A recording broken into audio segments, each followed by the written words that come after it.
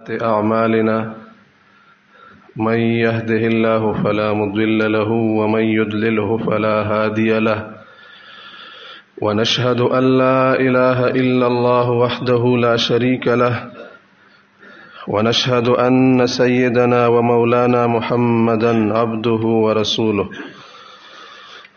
أما بعد أعوذ بالله من الشيطان الرجيم بسم الله الرحمن الرحيم يا أيها الذين آمنوا عليكم أنفسكم لا يضركم من ضل إذا اهتديتم إلى الله مرجعكم جميعا فينبئكم بما كنتم تعملون صدق الله العظيم.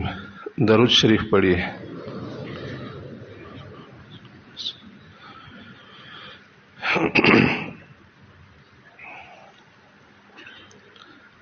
اپنی اصلاح،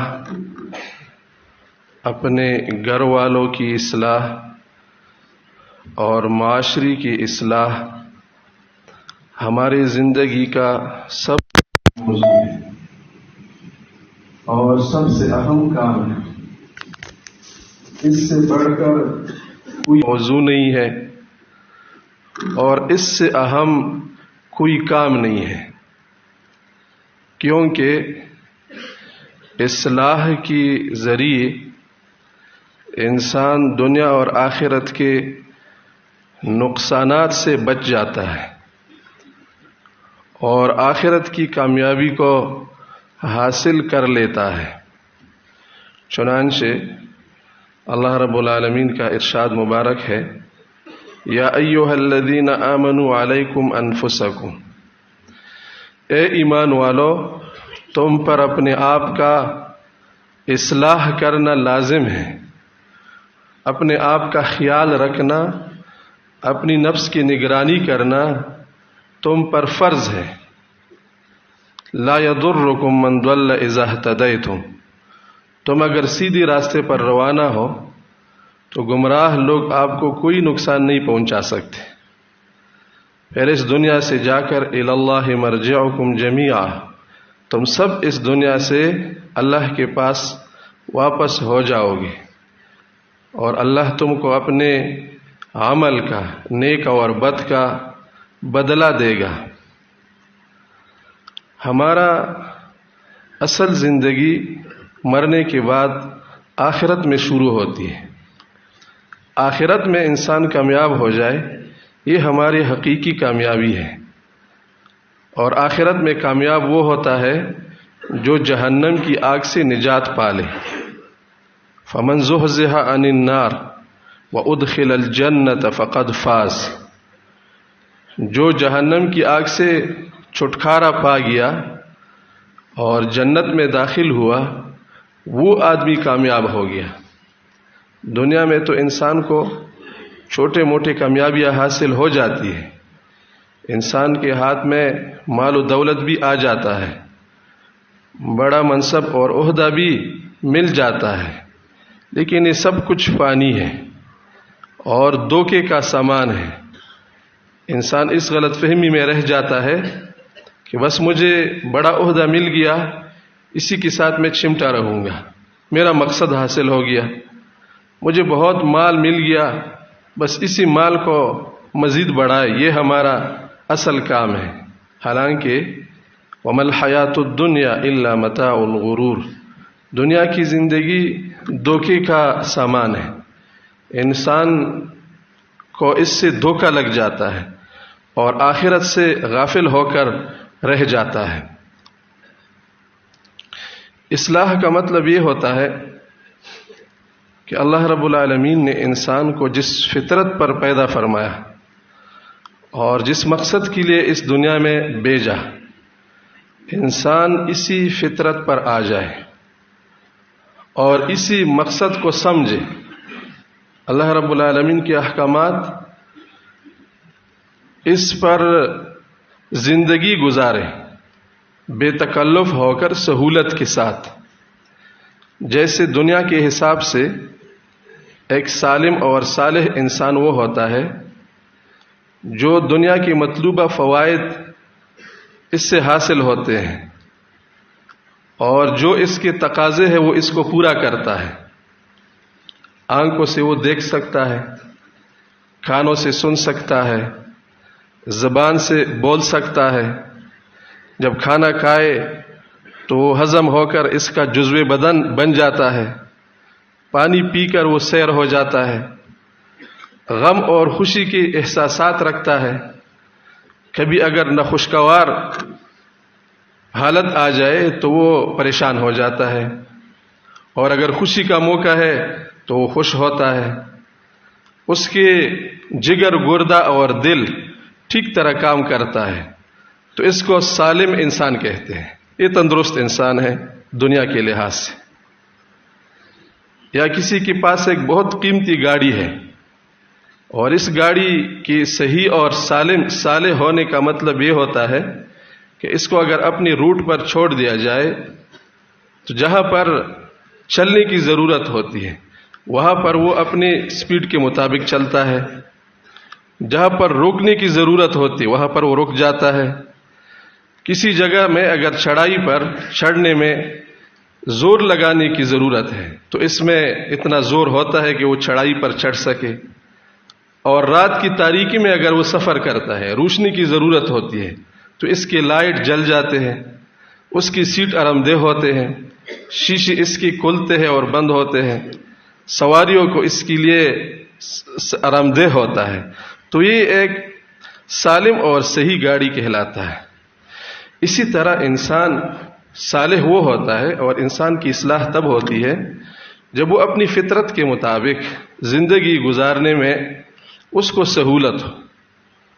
اللہ رب العالمین کے احکامات پر وہ اپنی زندگی کو بر موقع گزار سکتا ہے۔ جہاں پر اللہ کا جو حکم ہے، جہاں پر فطرت کا جو تقاضا ہے، اس کو وہ پورا کرتا ہے۔ اس کو اصلاح کہتے ہیں، اور یہ اصلاح انسان کی پوری اور کامل تب ہوتی ہے جب ہماری زندگی کے ساتھ دین کا تعلق جتنے حصوں کے ساتھ ہے وہ تمام حصے ٹھیک ہو جائے، ہمارا عقل ٹھیک ہو جائے۔ ہماری عقل کے ساتھ دین کے احکام کا بہت تعلق ہے۔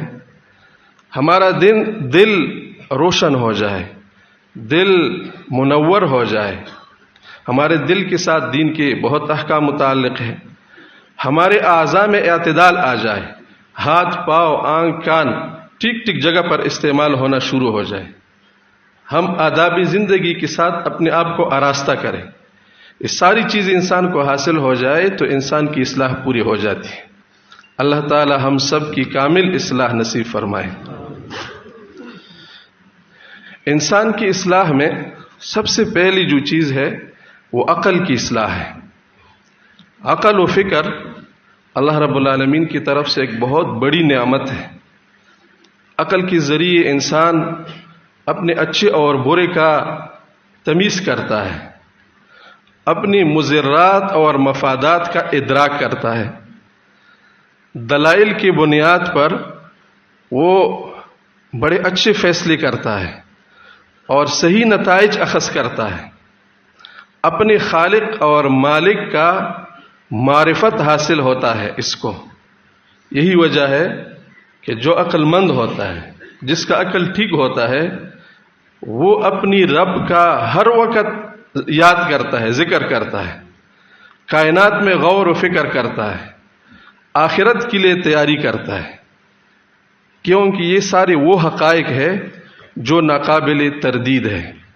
اس کائنات کا خالق ہونا، مالک ہونا، اور اس کائنات کے پیدا کرنے کا ایک مقصد ہونا، پھر انسان کا اس زندگی گزارنے کے بعد حساب کتاب لینا دینا، یہ ایسی چیزیں ہیں جو ناقابل تردید حقائق ہیں۔ جو عقل مند ہوتا ہے وہ ان حقائق کو پا لیتا ہے اور اللہ رب العالمین کی صفات کا معترف ہو جاتا ہے، اللہ کی طاقت اور قدرت کو دیکھتا ہے، اللہ کی سمع اور بصر، اللہ کی علم و حلم اور حکمت پر یقین رکھتا ہے۔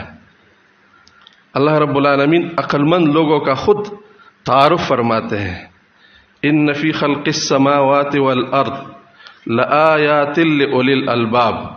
اس کائنات میں، زمین و آسمان کی تخلیق میں عقل مندوں کے لیے نشانیاں ہیں. یہ عقل مند کون لوگ ہیں؟ اللہ رب العالمین فرماتے ہیں الذین یذکرون اللہ قیاما وقعودا وعلی جنوبہم. عقل مند وہ ہوتا ہے جو اللہ کا ذکر کرتا ہے کھڑے ہو کر، بیٹھ کر اور لیٹ کر. وَيَتَفَكَّرُونَ فِي خَلْقِ السَّمَاوَاتِ وَالْأَرْضِ. اللہ کی کائنات میں غور و فکر کرتا ہے، پھر وہ اس نتیجے پر پہنچ جاتا ہے ربنا ما خلقت هذا باطلا. اے ہمارے رب، تو نے اس کائنات کو بے معنی بے مقصد نہیں پیدا فرمایا. یہاں پر جو کچھ ہوتا ہے اس کی پشت پر ایک بہت بڑا غرض اور مقصد ہوتا ہے، اور پھر وہ آخرت کے لیے تیاری کرتا ہے. رسول اللہ صلی اللہ علیہ وسلم کا ارشاد مبارک ہے الکیس من دان نفسہ وعمل لما بعد الموت. عقل مند وہ ہے، ہوشیار وہ ہے جو اپنے نفس کو قابو کرے اور مرنے کے بعد آنے والی زندگی کی تیاری کرے. یہ عقل مند انسان ہوتا ہے. تو عقل جب ٹھیک ہو جائے وہ خود حقائق کا ادراک کر لیتا ہے، حقیقت پسند ہو جاتا ہے، دلائل کی روشنی میں وہ سفر کرتا ہے، اس کے فیصلے بڑے مضبوط ہوتے ہیں، وہ نقصان سے بچ جاتا ہے، اپنے خواہشات، شیطانی وساوس، اپنے خیالات اور توہمات پر زندگی کو بنا نہیں کرتا، بلکہ واقعی دلائل کی بنیاد پر وہ زندگی گزارتا ہے. لیکن جب انسان کا عقل خراب ہو جائے اور خود انسان اس کو خراب کر دیتا ہے، یا شیطانی وساوس کا شکار ہو جاتا ہے، یا اپنے خیالات اور توہمات کی دلدل میں پھنس جاتا ہے، تو جب انسان کا عقل خراب ہو جائے سب سے پہلے وہ حقائق سے آنکھیں چھڑا لیتا ہے، وہ حقائق کو صرف نظر کرتا ہے، وہ بے بنیاد چیزوں پر انحصار کرتا ہے، بڑے کمزور چیزوں کے ساتھ سہارا لیتا ہے جن کی کوئی حیثیت نہیں ہوتی. بس اس کو شیطان وہ مزین کر دیتا ہے کہ یہ بہت بڑی چیز ہے، اس کے ساتھ اگر آپ اپنا سہارا لے لے تو آپ محفوظ ہو جائیں گے، حالانکہ اس کی کوئی حیثیت نہیں ہوتی. عقل خراب ہونے والوں کی مثال اللہ رب العالمین نے قرآن مجید میں مکڑی کے ساتھ دیا ہے.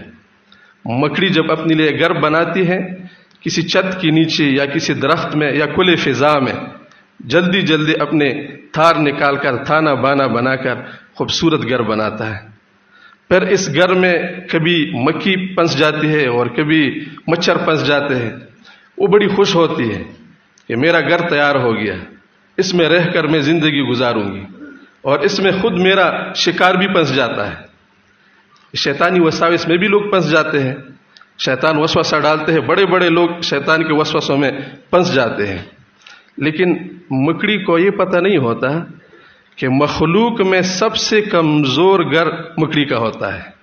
مثل الذین اتخذوا من دون اللہ اولیاء.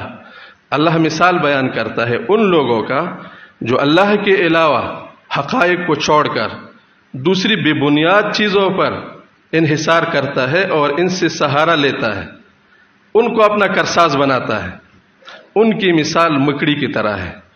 مکڑی کرتی کیا ہے؟ اتخذت بیتا، گھر بناتی ہے، کوشش کرتی ہے، محنت کرتی ہے، بڑی خوش ہوتی ہے کہ میرا کام ہو گیا، حالانکہ وَإِنَّ أَوْهَنَ الْبُيُوتِ لَبَيْتُ الْعَنْكَبُوتِ. سب سے کمزور گھر مکڑی کا جالا ہوتا ہے. لَوْ كَانُوا يَعْلَمُونَ. اچھا ہوتا اگر ان لوگوں کو ان کا عقل ٹھیک ہوتا، وہ سمجھ جاتے اس بات کو کہ حقائق کو چھوڑ کر اپنے توہمات کی بنیاد پر زندگی گزارنا ہمارے لیے نقصان دہ ہے.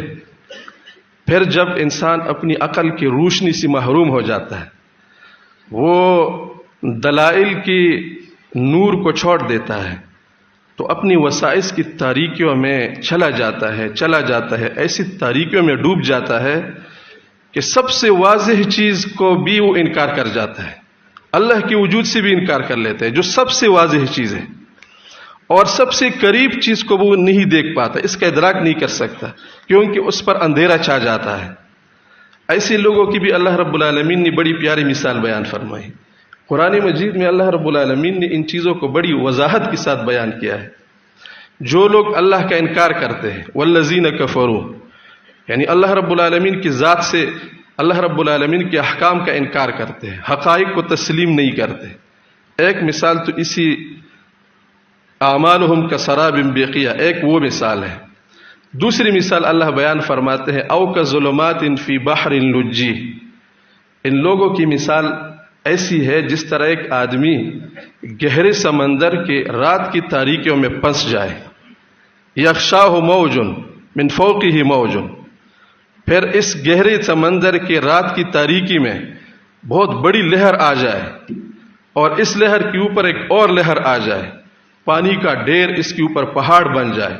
یہ جو اس میں ہوتا ہے، بعض لوگوں نے اسی بنیاد پر ایمان لایا تھا کہ انہوں نے مسلمانوں سے پوچھا کہ آپ کے نبی نے جو یہ قرآن لایا ہے، یہ جو آیت پڑھی ہے، آپ کا نبی دریاؤں میں اس نے اتنی اسفار کی ہے؟ تو انہوں نے کہا نہیں، وہ عام معمول کے مطابق اگر کہیں ضرورت ہو، لیکن دریا میں جو لوگ وہ کرتے ہیں اسفار، ایسا نہیں تھے۔ تو ان لوگوں نے کہا ہم اس نبی پر ایمان لاتے۔ یہ جو دریا کا اس نے نقشہ کھینچا ہے، یہ جس نے خود دیکھا نہیں ہوتا اس کو اس طرح اندازہ نہیں ہوتا کہ دریا کے اندر رات کی تاریکی میں جب موج آ جاتی ہے، لہریں آ جاتی ہے، وہ انسان کو کیسی تاریکی میں ڈبو دیتی ہے۔ یہ دیکھنے سے تعلق رکھتا ہے۔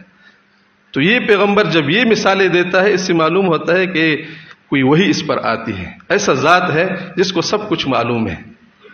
تو اللہ رب العالمین فرماتے ہیں کہ ان لوگوں کی مثال ایسی ہے جو گہرے سمندر کے دریا، کالی رات، تاریک رات میں، اندھیری رات میں جب ایک موج اور لہر آ جائے، اس کے اوپر دوسری لہر آ جائے، من فوقہ سحاب، اور اوپر سے کالے بادل ہیں، رات کی تاریکی ہے، دریا کی سمندر کی گہرائی ہے، موج در موج ہے، ظلمات بعضھا فوق بعض، تاریکیوں کے اوپر تاریکیاں آ جاتی ہے۔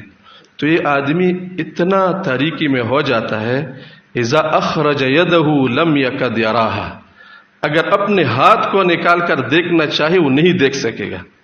انسان اپنے آنکھوں کی سب سے زیادہ جو چیز قریب لا سکتے وہ اس کا ہاتھ ہے۔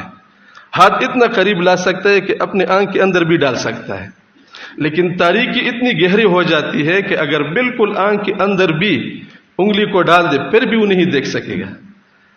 جس کو اللہ عقل کی نور سے محروم کر دیتا ہے اس کے لیے کوئی روشنی نہیں ہوتی، وہ کسی چیز کو نہیں دیکھتا، وہ حقائق کو بھول جاتا ہے۔ تو انسان کا عقل جب خراب ہو جاتا ہے تو وہ اپنی قریب کی چیزوں کو نہیں دیکھتا، اپنی مضر اور مفید کا ادراک سے وہ محروم ہو جاتا ہے۔ اس کو یہ پتہ نہیں ہوتا کہ کون سی چیز میرے لیے نقصان دہ ہے دنیا و آخرت میں۔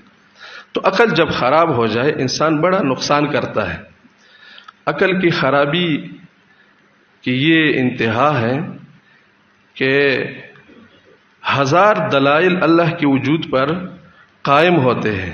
یہ زمین و آسمان اللہ نے پیدا فرمائے ہیں، پہاڑ و دریا، چرند و پرند، یہ پوری کائنات اللہ رب العالمین کے وجود اور توحید پر روز روشن کی طرح واضح دلائل ہیں۔ لیکن جس کا عقل خراب ہو جائے وہ ان تمام دلائل کو پس پشت ڈال کر ایک چھوٹی سی شیطانی وسوسے کا شکار ہو جاتا ہے۔ شیطان اس کو یہ وسوسہ ڈالتا ہے کہ جس ذات نے اس پوری کائنات کو پیدا فرمایا وہ ہم کو دکھائی کیوں نہیں دیتا، ہم خدا کو دیکھتی کیوں نہیں ہے؟ اب جب دیکھتی نہیں ہے تو ہم اس پر ایمان نہیں رکھتے، ہم یقین نہیں رکھتے کہ اللہ بھی موجود ہے۔ حالانکہ اگر وہ کائنات میں غور کرے تو ہزاروں دلائل اس کو ناقابل تردید دلائل اس کے سامنے آ جائیں گے جس سے وہ اس کائنات کے خالق اور مالک کو پہچان سکے گا۔ بنی اسرائیل کا دماغ خراب ہو گیا تھا، انہوں نے اپنا عقل خراب کیا تھا، بچڑی کی محبت میں اور دنیا کی محبت میں انہوں نے یہی سوال کیا تھا اپنی نبی سے، پوری قوم نے کیا تھا۔ وَقَالُوا لَن نُؤْمِنَ لَكَ حَتَّى نَرَى اللَّهَ جَهْرًا، ہم تم پر ہم تب تک اللہ کو نہیں مانتے، اس پر ایمان نہیں لاتے جب تک ہم اللہ کو بالکل ایسا نہیں دیکھیں جس طرح کہ ہم آپ کو دیکھتے ہیں۔ تو اللہ رب العالمین کی طرف سے عذاب آ گیا۔ یہی انسان ہے، پھر جب تھوڑا سا اس پر خداوندی دباؤ آ جاتا ہے، وَإِذَا غَشِيَهُم مَّوْجٌ كَالظُّلَلِ دَعَوُا اللَّهَ مُخْلِصِينَ لَهُ الدِّينَ، پھر دریا کے موجوں میں جب پھنس جاتے ہیں تو یہی مشرکین ہوتے ہیں جو اللہ کو نہیں مانتے، لیکن جب سارے اسباب منقطع ہوتے ہیں دعوا اللہ مخلصین لہ الدین، پھر اللہ کو پکارتے ہیں اور ایسے پکارتے ہیں کہ اللہ کے علاوہ اور کوئی چارہ ہی نہیں ہے، پھر مان جاتے ہیں۔ لیکن جب ان کو تھوڑا مہلت دیا جاتا ہے تو وہ شیطانی وساوس کا شکار ہو جاتا ہے۔ تو عقل جب خراب ہو جاتا ہے انسان بڑا کمزور فیصلے کرتا ہے اور انسان بڑا غلط نتائج اخذ کرتا ہے۔ یہی انسان ہے جو ایسی حالت میں اللہ اس کی پرورش کرتا ہے اور اللہ اس کو پالتا ہے کہ اس وقت بظاہر کوئی اسباب نہیں ہوتے، ماں کے پیٹ میں اس انسان کو اللہ ہی پالتا ہے۔ جو خدا کو مانتا ہے یا نہیں مانتا، یہ بات ضرور مانتا ہے کہ ماں کے پیٹ میں غذا کوئی اور مجھے دیتا تھا، کیونکہ بہت سارے مائیں ہیں جو چاہتے ہیں کہ ان کی پیٹ میں بچے زندہ رہیں، لیکن ان کے پیٹ میں بچے زندہ نہیں رہ سکتے۔ پتہ چلا کہ ماں کے اختیار میں یہ چیز نہیں ہے، ماں کی گود میں اس بچے کو کوئی پالتا ہے۔ جو خدا کو مانتا ہے یا نہیں مانتا، اتنا ضرور مانتا ہے کہ ماں کی گود میں پالنے والا کوئی اور تھا، میری ماں مجھے نہیں پالتی تھی۔ بہت سارے مائی ہیں جو چاہتے ہیں، جن کا بیٹا نہیں ہوتا، 10 15 20 سال کے بعد اس کو بیٹا مل جاتا ہے، وہ کوشش کرتی ہے میرا بیٹا بیمار نہ ہو جائے، میرا بیٹا مر نہ جائے، لیکن اس کا بیٹا بیمار بھی ہوتا ہے، مر بھی جاتا ہے۔ معلوم ہوا کہ ماں کے بس میں یہ چیزیں نہیں ہیں۔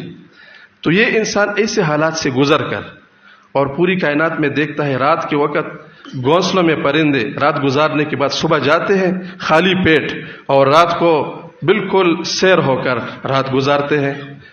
سمندر کے مچھلیوں کو کوئی ذات ہے جو کھلاتا ہے پلاتا ہے، بل کے چیونٹیوں کو کوئی خوراک دیتا ہے، اس کو زندگی دیتا ہے، پتھر کے اندر کیڑوں کو ایک ذات ہے جو اس کو وہ زندگی دیتا ہے، اس کو کھلاتا پلاتا ہے۔ اب یہ انسان جب جوان ہو جائے اور تھوڑا خود کمانے کا قابل ہو جائے تو اس وقت پر وہ یہ بات اس کو پریشان کر دیتی ہے کہ اب میرے رزق کا کیا ہوگا۔ جس ذات نے اس کو ماں کے پیٹ میں رزق دیا، ماں کی گود میں رزق دیا، پوری کائنات کو رزق دیتا ہے، اب یہ انسان پھر جب اس کا عقل خراب ہو جائے تو پھر جوانی کے موقع پر وہ اس بات کو نہیں سمجھتا اور اس بات کا وہ ادراک نہیں کر سکتا کہ میرا رزق کہاں سے حاصل ہوگا۔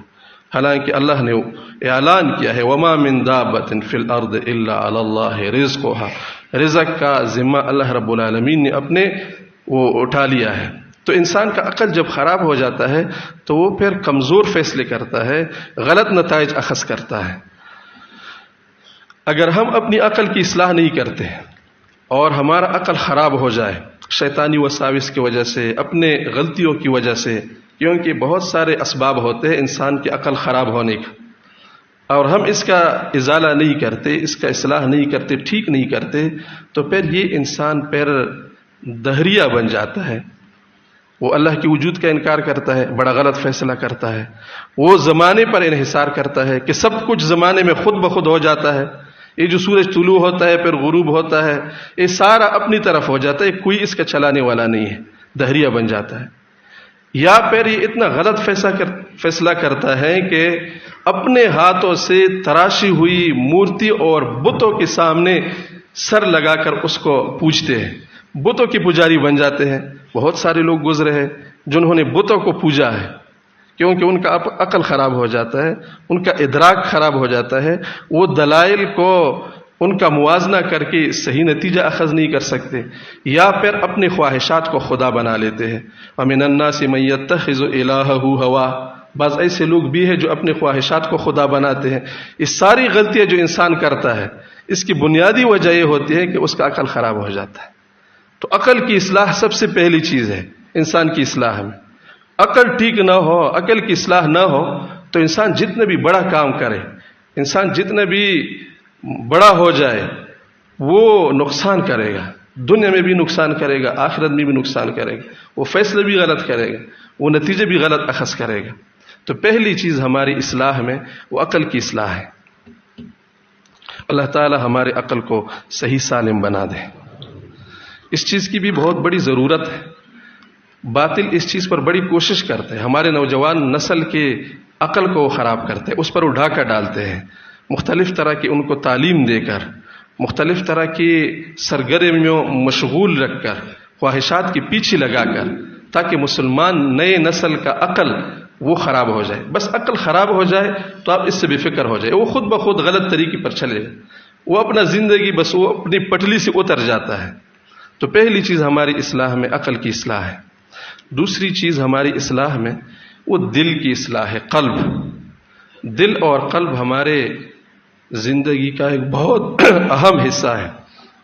یہ ہمارے جسم کا بادشاہ ہے، رئیس الاعضاء ہے.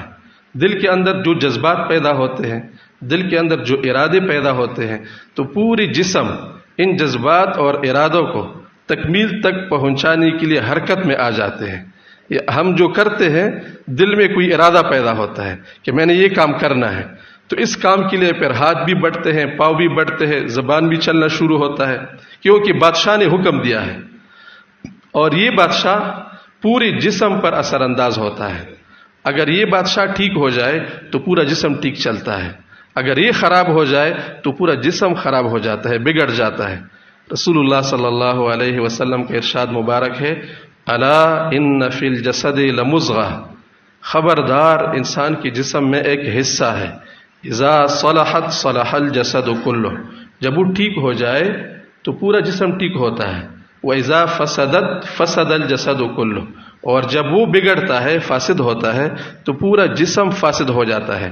الا وہی القلب، آپ کو معلوم ہو وہ انسان کا دل ہے. انسان کا دل جب ٹھیک ہو جائے پورا جسم ٹھیک ہوتا ہے. انسان کا دل بگڑ جائے پورا جسم بگڑ جاتا ہے. ایک دل تو وہ ہے جو گوشت کا ٹکڑا ہے، اس کا بھی یہی کردار ہے. ہمارا جسمانی جو وجود ہے، جسم ہے، اس میں بھی دل کا یہی کردار ہے، کیونکہ دل جسم کی تمام اعضاء اور پرزوں کو خون ترسیل کرتا ہے، خون بھیج دیتا ہے، خون سپلائی کرتا ہے. اگر دل کے رگیں بند ہو جائے تو پورا جسم معطل ہو جاتا ہے. آنکھیں کام کرنا چھوڑ دیتی ہے، کان خراب ہو جاتے ہیں، زبان رک جاتا ہے، ہاتھ پاؤں شل ہو جاتے ہیں، کیونکہ دل نے کام چھوڑ دیا. وہ بادشاہ ہے، بادشاہ خراب ہو گیا، پورا جسم خراب ہو جاتا ہے. یہ تو ظاہری جسم کی حالت ہے. لیکن ہم جو بات کرتے ہیں دل کی، یہ وہ انسانی وجود کا حصہ ہے جو ہر وقت خالق اور مالک کائنات، اپنی حقیقی خالق کی جستجو میں لگا رہتا ہے. انسان کے اندر ایک تلاش ہے، ہر انسان محسوس کرتا ہے، ایک سہارے کو ڈھونڈتا ہے. کسی بھی وقت وہ کائنات میں تلاش کرتا ہے، وہ سہارا کہاں ہے. یہ جو تلاش اور جستجو میں لگا رہتا ہے، یہی دل ہے انسان کا، جو اللہ کے ساتھ محبت کرتا ہے، اپنی خدا کے ساتھ پیار کرتا ہے، جو اللہ رب العالمین کی صفات کی تجلی کا مرکز ہے. جس طرح سورج کی شعاع زمین پر پڑتی ہے، زمین گرم ہوتی ہے، اسی طرح انسان کے دل پر اللہ کی صفات کی تجلی ہوتی ہے. تو اللہ رب العالمین کی صفات کی تجلی کا مرکز انسان کے جسم میں جو ہے اسی کو قلب کہتے ہیں. وہ اللہ رب العالمین کی صفات کی تجلی کو قبول کرتا ہے، پھر وہ ایک اس کائنات میں اپنے رب کا خلیفہ بن جاتا ہے. اللہ رب العالمین صبور ہے، وہ صبر کرتا ہے. اللہ شکور ہے، وہ شکر گزار بنتا ہے. اللہ حلیم ہے، اس میں حلم آ جاتا ہے. اللہ علیم ہے، اس میں علم آ جاتا ہے. اللہ سمیع ہے، وہ بھی دیکھنے والا بن جاتا ہے، حقیقی دیکھنا، ظاہری آنکھوں والا نہیں. اللہ بصیر ہے، سمیع ہے، وہ سننے والا بن جاتا ہے. اللہ حکیم ہے، اس میں حکمت آ جاتا ہے. تو اللہ رب العالمین کا نمائندہ بن جاتا ہے اس کائنات پر. یہ جو چیز انسان کے اندر پیدا ہوتی ہے، یہ جہاں سے انسان کو حاصل ہوتی ہے اسی کو دل کہتے ہیں. بس یہ انسان کا سب سے اہم حصہ ہے. یہ اگر خراب ہو جائے تو انسان کی پوری زندگی خراب ہو جاتی ہے، اور یہ اگر ٹھیک ہو جائے تو انسان کا پورا جسم ٹھیک ہو جاتا ہے.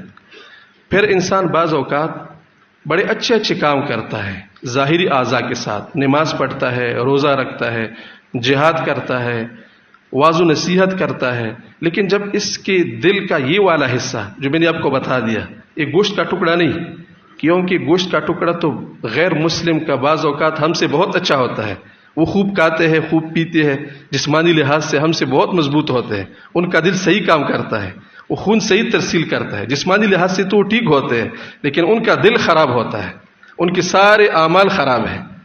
دل سے مراد یہی چیز ہے جو اللہ کی تلاش میں رہتا ہے، اللہ سے محبت کرتا ہے، اللہ کی صفات کا مرکز ہے، اللہ کی صفات کی تجلی کو قبول کرتا ہے، وہ اس کو جذب کرتا ہے اور پھر وہ انسان کے پورے اعضاء میں پھیل جاتا ہے، انسان کے تمام اعضاء میں اثر کرتا ہے، انسان کا دل نورانی منور ہو جاتا ہے۔ تو یہ انسان کا جو حصہ ہے اگر یہ خراب ہو جائے تو انسان ظاہر میں بہت اچھے کام کرے لیکن وہ فاسد ہوتے ہیں۔ رسول اللہ صلی اللہ علیہ وسلم کا ارشاد مبارک ہے کہ قیامت کے دن ایک آدمی کو لایا جائے گا جو اللہ کے راستے میں شہید ہو چکا ہو، جہاد کرتے کرتے اللہ کی دین کی خاطر اس نے اپنی جان کی قربانی دی ہو، اس کو اللہ کی بارگاہ میں لایا جائے گا حساب کے لیے۔ تو اللہ رب العالمین اس کو اپنے احسانات اس کا حوالہ دے گا کہ میں نے آپ کو دنیا میں جوانی دی تھی، آپ بڑے طاقتور تھے، میں نے آپ کو اچھی زبردست قسم کی توانائیاں دی تھی، آنکھوں سے آپ دیکھتے تھے، تلوار چلا سکتے تھے، آپ کو میں نے جوانی دیا تھا۔ یہ ساری چیزیں اللہ بیان کرنے کے بعد اس سے پوچھے گا کہ میں نے تو آپ پر بڑے احسانات کی تھی، آپ نے میری رضا کے لیے کیا ہے دنیا میں، کون سا کام کیا ہے؟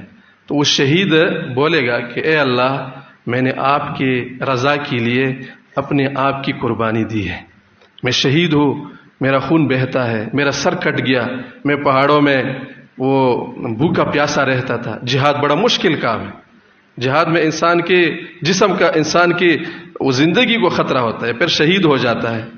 تو اللہ رب العالمین کے ساتھ جب وہ یہ بات کرتا ہے اللہ کی طرف سے جواب آئے گا کذبتا، تم نے جھوٹ بولا۔ وہ شہید تو ہو چکا ہوتا ہے، شہادت میں اس کا جھوٹ نہیں ہے، خلاف واقعہ نہیں ہے، جھوٹ اس میں ہے کہ میں نے یہ کام تمہاری رضا کے لیے کیا تھا۔ تو اللہ فرمائے گا تم نے یہ کام اس لیے کیا تھا کہ تم کی نمائش ہو جائے، لوگ یہ کہیں کہ فلان بڑا بہادر ہے، ایسا لڑتا ہے، شیر کی طرح لڑتا ہے، کسی سے ڈرتا نہیں ہے، وہ بڑا مجاہد ہے، اس لیے آپ نے لڑائی کی، یا اور دنیوی مفاد کے لیے آپ نے لڑائی کی ہے، تو آپ کو وہ چیز دنیا میں حاصل ہوگی۔ یہاں پر آپ کا کوئی حصہ نہیں ہے۔ فرشتوں کو حکم ہوگا اس شہید کو اوندھی منہ جہنم میں ڈالا جائے گا۔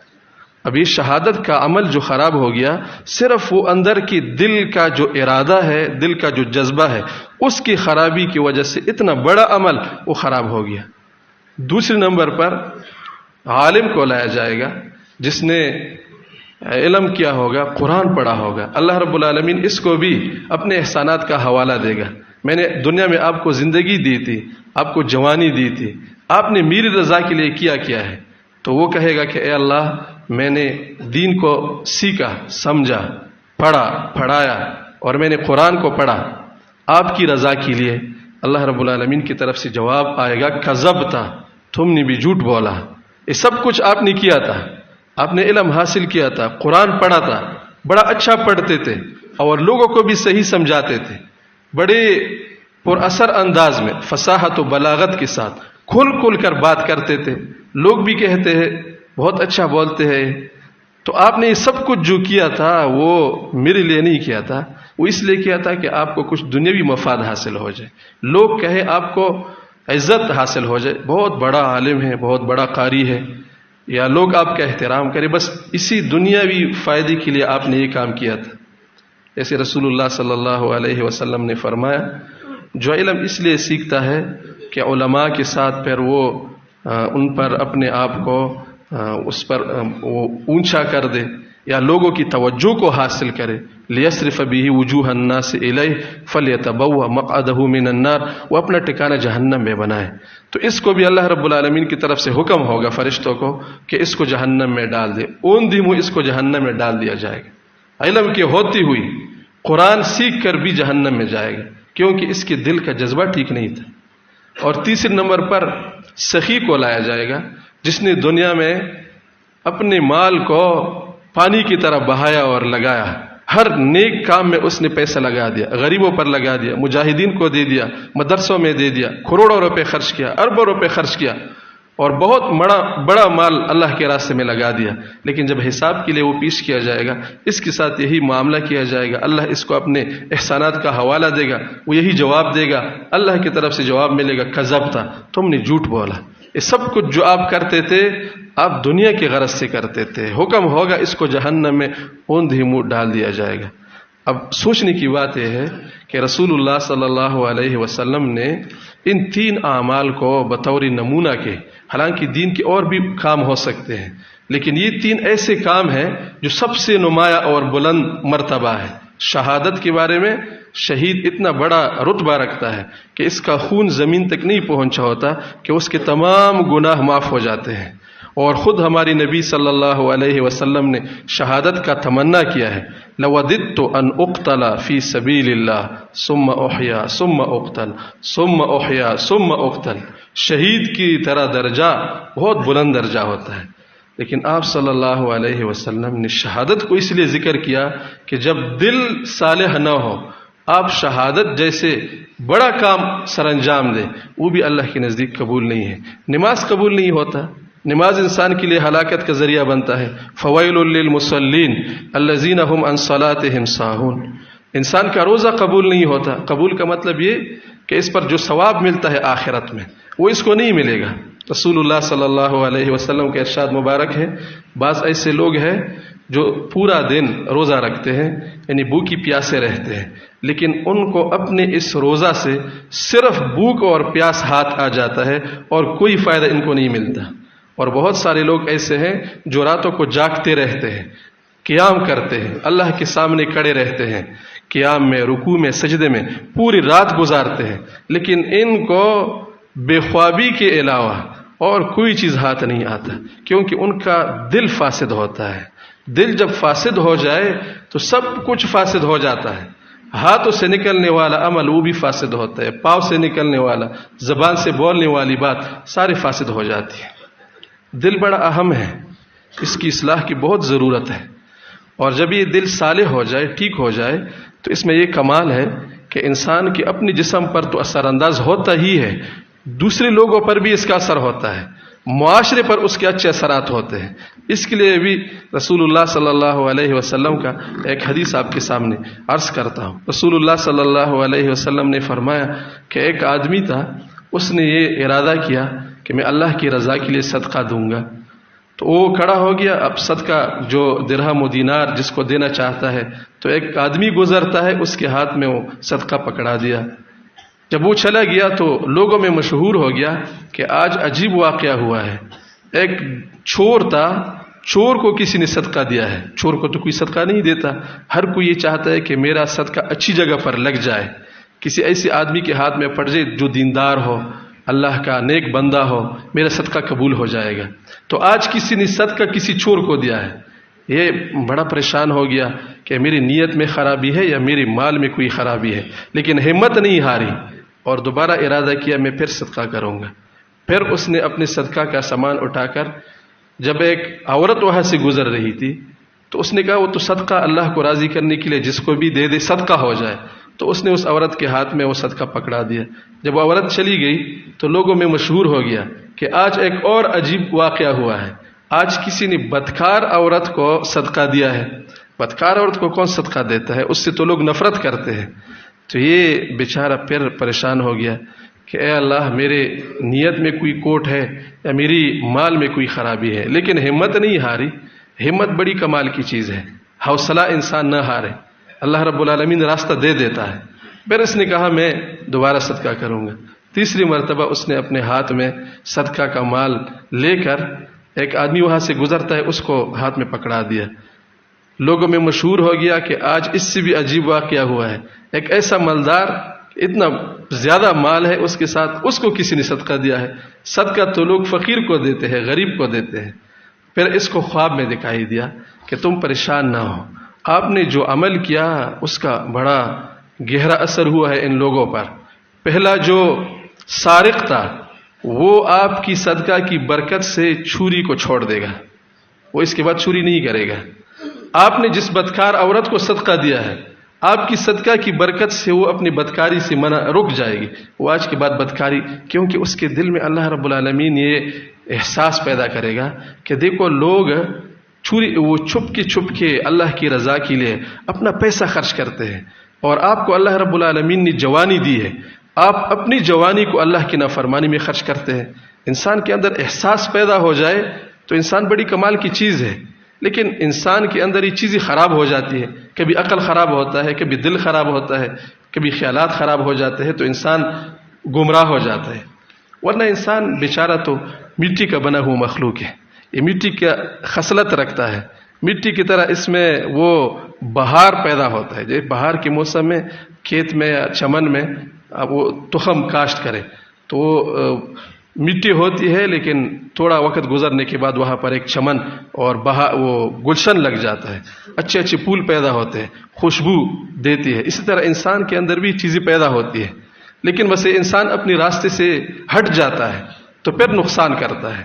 ایسی گاڑی ہوتی ہے وہ اپنی راستے سے نکل کر غلط راستے پر جا رہی ہے تو کبھی درخت کے ساتھ ٹکر کھائے گی، کبھی دوسری گاڑی کے ساتھ ایکسیڈنٹ ہوگا، کبھی کسی کو مار دے گا، کبھی اپنا نقصان کرے گا، کبھی دوسری کا نقصان کرے گا۔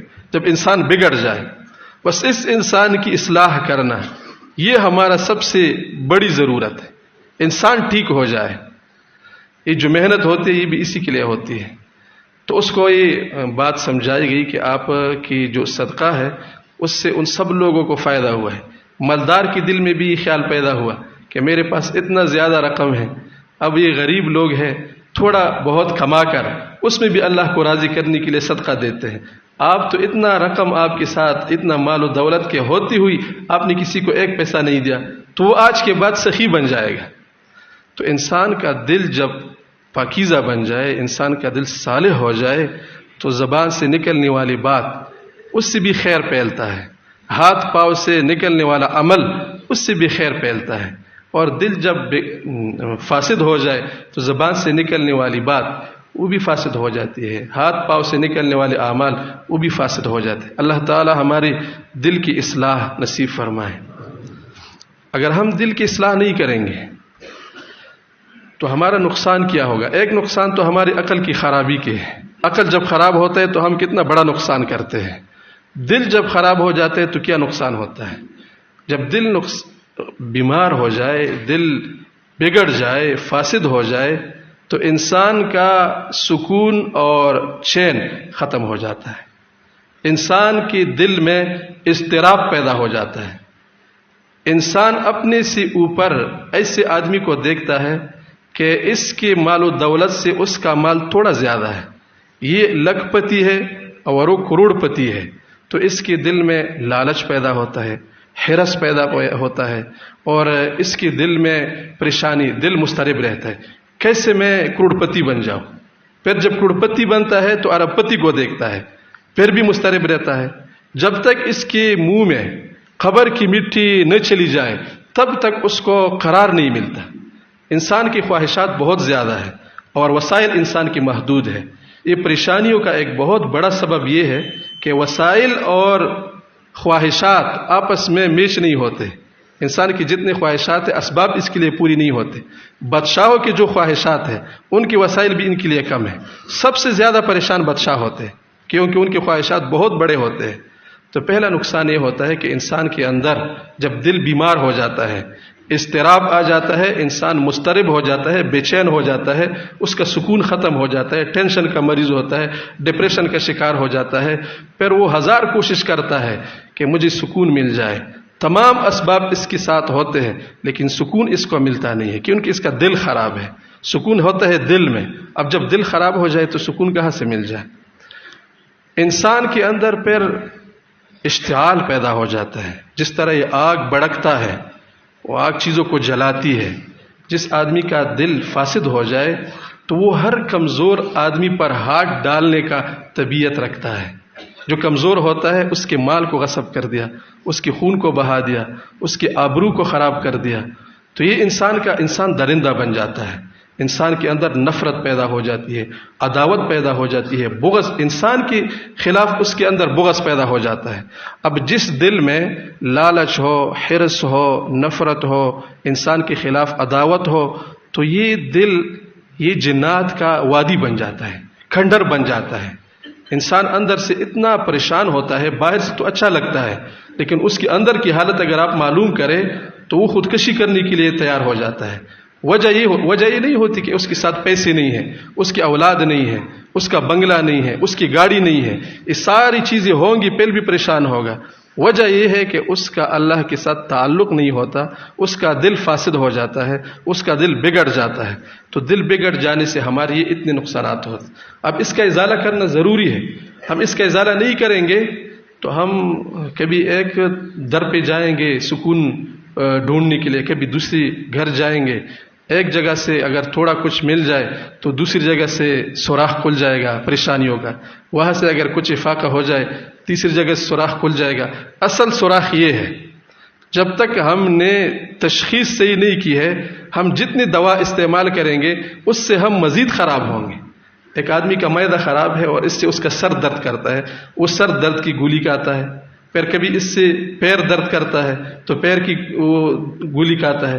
اس سے معدہ اور بھی خراب ہو جاتا ہے. تو ایک ایسا موقع آ جاتا ہے کہ پھر وہ معدے کی دوا بھی کھاتا ہے تو معدہ اس کو بھی برداشت نہیں کرتا. ہدایت سے آدمی محروم ہو جاتا ہے. تو دل بیمار ہو جائے اس کی اصلاح ضروری ہے. اصلاح نہیں کریں گے تو ہمارے دنیا برباد ہو جائے گی، آخرت بھی تباہ ہو جائے گی.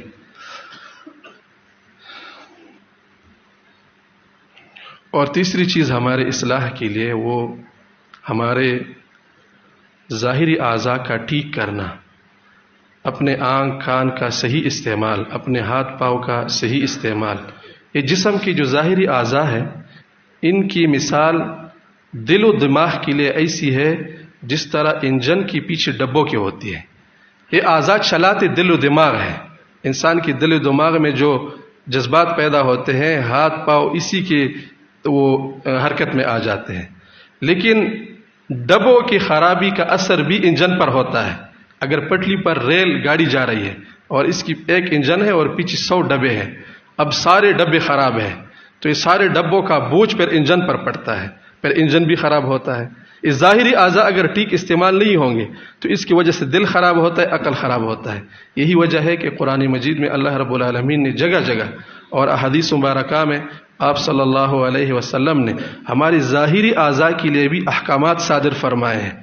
قل للمؤمنین یغضوا من ابصارہم ویحفظوا فروجہم.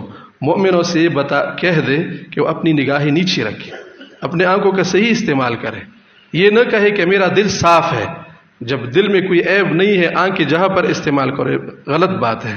اللہ نے آنکھ کے استعمال کرنے کا ایک حد بتا دیا ہے. اجنبی عورت کو آپ نہیں دیکھیں گے اگرچہ آپ کے دل میں کوئی عیب نہیں ہے، اس سے آپ کا نقصان ہوگا، آپ کا ڈبہ خراب ہو جائے گا، اس کا اثر دل پر ہوگا. تو اپنی نگاہوں کو نیچے رکھیں، اپنی شرمگاہ کی حفاظت کریں. رسول اللہ صلی اللہ علیہ وسلم نے فرمایا المسلم من سلم المسلمون من لسانہ ویدہ. مسلمان وہ ہے جس کے ہاتھ اور زبان کے شر سے لوگ محفوظ ہوں. اللہ رب العالمین نے فرمایا یا ایھا الذین آمنوا اتقوا اللہ وقولوا قولا سدیدا. اے ایمان والو ٹھیک بات کرو، اپنی زبان کو صحیح استعمال کرو.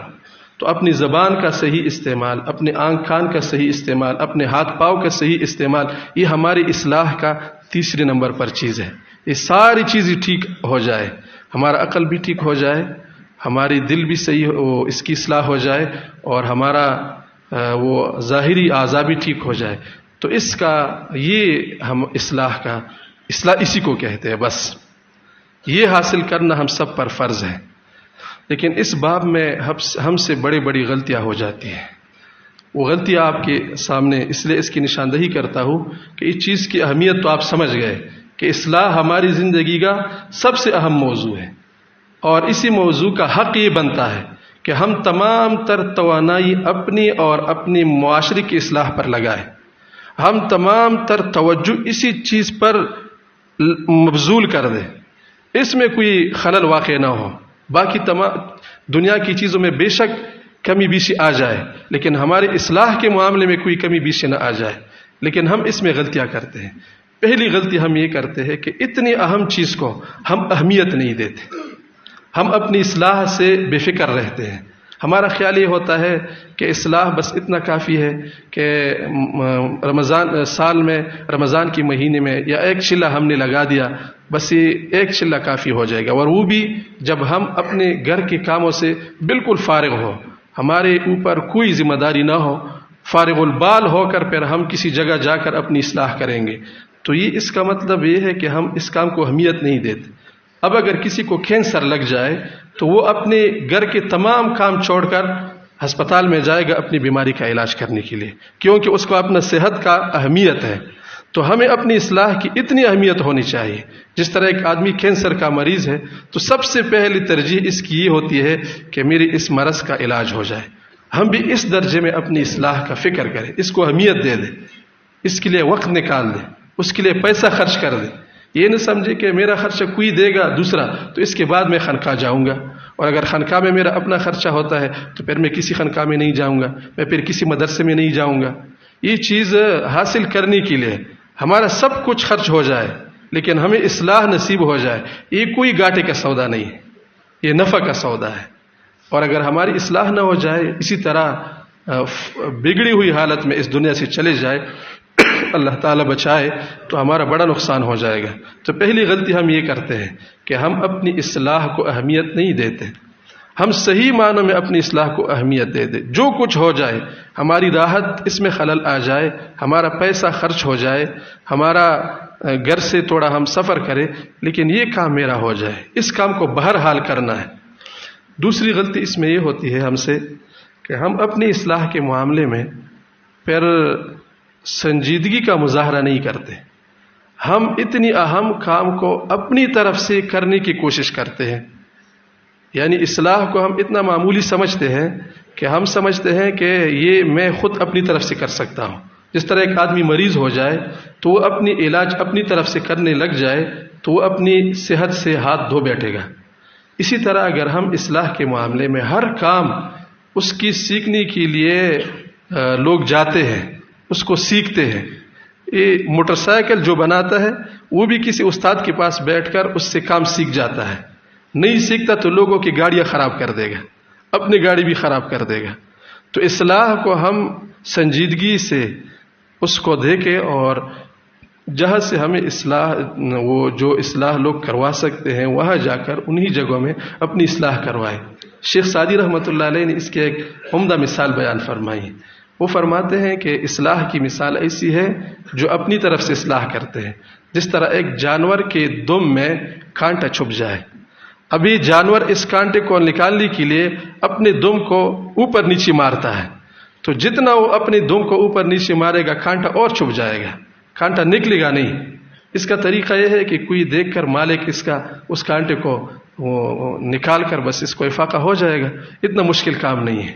تو بعض اوقات ہم اپنی طرف سے چیزوں کو تجویز کر کے، بعض لوگ معمولات کا ایسا انبار لگاتے ہیں کہ اس کا اندر سے پورا سسٹم ہینگ ہو جاتا ہے۔ ہینگ جانتے ہو، جو موبائل پر جب بوجھ آ جاتا ہے تو وہ سب کچھ چھوڑ دیتا ہے، کوئی کام کسی کام کے قابل نہیں رہتا، کیونکہ وہ اپنی طرف سے بہت بڑی بڑی چیزوں کو وہ کرتا ہے، تجویز کرتا ہے، فرائض اس سے رہ جاتے ہیں، بعض اوقات ضروری کام اس سے رہ جاتے ہیں، وہ یہ سمجھتا ہے کہ اس سے میری اصلاح ہو جائے گی۔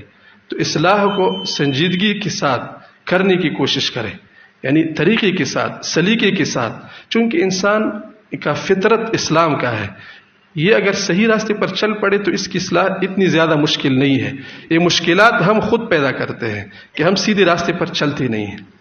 اور تیسری غلطی ہم سے یہ ہوتی ہے اصلاح کے معاملے میں کہ ہم جلدی مچاتے ہیں۔ ہمارا خیال یہ ہوتا ہے کہ اصلاح کا مطلب یہ ہے کہ ایک چلہ آپ نے لگا لیا اور اس چلے میں آپ کو پرچیاں پوری ہو گئی، پرچی نمبر 1، پرچی نمبر 2، اور آپ نے تمام اذکار کا، اس کا اپنا جو وظیفہ ہے اس کو پورا کر دیا، بس اب آپ کی اصلاح ہو گئی۔ مزید آپ جو بھی کوتاہی کرے، جو بھی غفلت کرے تو اس سے آپ کا کوئی نقصان نہیں ہوگا۔ یہ بالکل غلط بات ہے۔ اصلاح کا معاملہ زندگی بھر کا معاملہ ہے۔ یہ انسان کے اندر، انسان ایک زرخیز زمین کی طرح ہے، زرخیز زمین جو ہر موسم میں اس میں کاشت ہو جاتی ہے۔ تو ہر موسم میں جب اس میں کاشت ہوتی ہے تو اس کے ساتھ گندہ بوٹی بھی پیدا ہوتی ہے۔ اس کو اگر آدمی نہیں ہٹائے گا تو خود وہ جو فصل ہے وہ پھر کیا ہو جائے گا، اس سے ہاتھ دھونا پڑے گا۔ لہٰذا ہر وقت اپنے نفس کی نگرانی کرنا۔ شیخ سعدی رحمۃ اللہ علیہ اس کے بارے میں بھی ایک مثال بیان فرماتے کہ انسان کا نفس اژدہا کی طرح ہے۔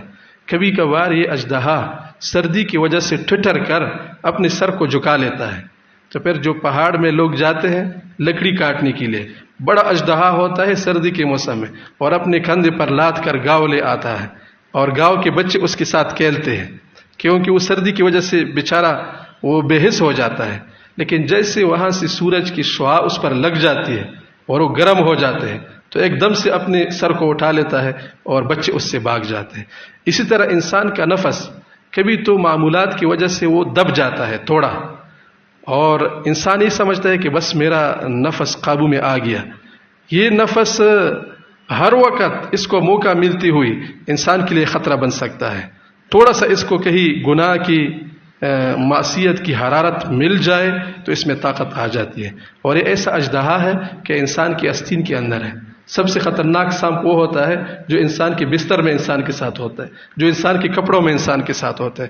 نفس کو کہا اپنے آپ سے جدا کریں، یہ تو انسان کے ساتھ لگا رہتا ہے، اس لیے اس کی ہمیشہ نگرانی کرنے کی ضرورت ہے۔ یا ایھا الذین آمنوا علیکم انفسکم، تمہاری اوپر اپنے نفسوں کی نگرانی واجب اور لازم ہے۔ لہٰذا ہم اس چیز میں جلدی نہ مچائیں کہ میں 1 مہینہ گزار دوں گا بس اصلاح کے لیے یہ کافی ہے، 1 شعلہ گزاروں گا یا ہر سال شعلہ گزاروں گا، نہیں، یہ زندگی کے ساتھ چلتا ہوا معاملہ ہے۔ جب تک ہم اس دنیا میں ہے ہم اپنی نفس کی نگرانی کرتے رہیں گے اور ہم اپنی اصلاح کی طرف متوجہ ہوں گے تو انشاءاللہ ہماری اصلاح ہو جائے گی۔ اللہ تعالی ہم سب کو عافیت کے ساتھ اپنی کامل اصلاح نصیب فرما دے۔